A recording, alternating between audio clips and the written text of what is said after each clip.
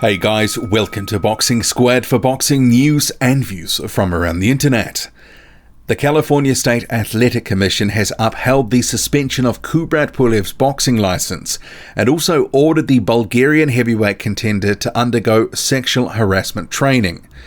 Pulev kissed a reporter Jenny Sushi-Rivalo following his fight in March against Bogdan Dinu. That kiss was unwanted according to the reporter, and then later she lawyered up, hiring high-profile lawyer Gloria Allred. At a hearing, the commission has considered the specifics regarding this case. Kubrat Pulev was there, also Jenny Sushi-Rivalo too. So the California State Athletic Commission voted to uphold the administrative suspension of his boxing license in place for improper conduct following his fight with Bogdan Dinu. A 6-month suspension was tabled, and that is backdated to March.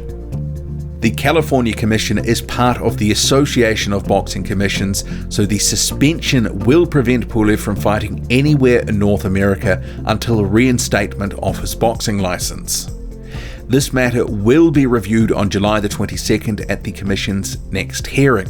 Ahead of that hearing, he is required to attend and complete sexual harassment training, and he will need to do that before he can apply for reinstatement of his boxing license. And failure to do this will result in a 12-month suspension and a fine of $2,500. And Pulev will have to apply with the California Commission first before seeking a license with any other commission. And presumably that is in relation to the ones that it's connected to, those in North America. And Pulev at the hearing, he said, "My actions were wrong. I do realize that I made a mistake, not just because it was bad to do this on camera, but it set a bad example for how an athlete should conduct himself in public." Jenny Sushi-Rivalo, she also told the hearing, "All he's done since then is slut-shame me. He said so much stuff. I've kept quiet until today, but it's lies, it's all lies.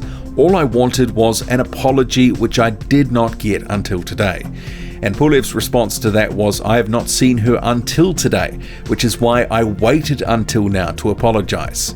I wanted to apologize to her in person." And you may recall that Kubrat Pulev's team, and you can still find this on Team Pulev, the Facebook page, Pulev Sport I should say, it released a video of Jenny Sushi-Rivalo from the after party celebrating Pulev's win, in which she was clearly enjoying herself with a member of Team Pulev. And the inference in the statements that were made on this Facebook post, which is still there, was that there was more video and that they were prepared to release more of it if they had to.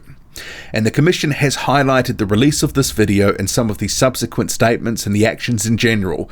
And this all came after Pulev was suspended by the Commission, and the panel took a dim view of that, saying that it showed that Pulev had a lack of professionalism, and in general he was given a dressing down for his actions. So this case with Kubrat Pulev, it highlights, people, sports people in particular, are always under the microscope, and you can't just go around kissing people when you want to, especially without their consent.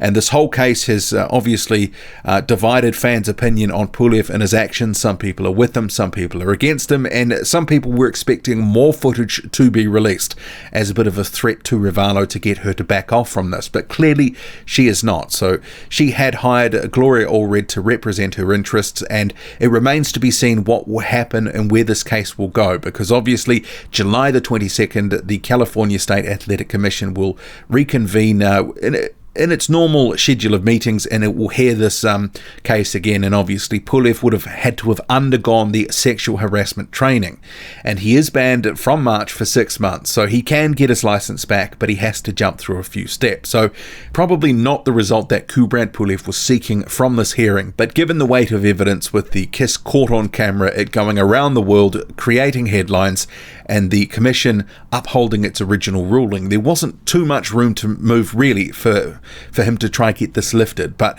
he can get his license back if he jumps through a few hoops here, and I'm not sure we will see any follow through on those previous threats of more footage to be released from the after party, but we shall see. But there was a little bit of good news at the hearing for Kubrat Pulev, because that win against Dinu, there was some controversy with that, and Dinu's promoter promoter Greg Cohen had applied to the commission, so this was heard at the same meeting today, at the same hearing, for the commission to overturn the win, make it a no contest, because Bogdan Dinu was hit on the back of the head when he had a knee on the canvas. But the commission has not ruled in Cohen's favour, so the knockout win that went to Kubrat Pulev will stand. So he will keep that on his record. So a small sliver of good news for Pulev at that hearing, but his suspension has been upheld. He will be provisionally suspended for 6 months. He will have to reapply for his license. He can't apply anywhere else in North America at this time because of the California Commission's association with a broader boxing commission, the Association of Boxing Commissions. So he will have to also undergo that sexual harassment training. What do you make of it all? Drop a comment, loud and often. Hit like, hit subscribe, follow me on Twitter, boxing_squared. I'm out.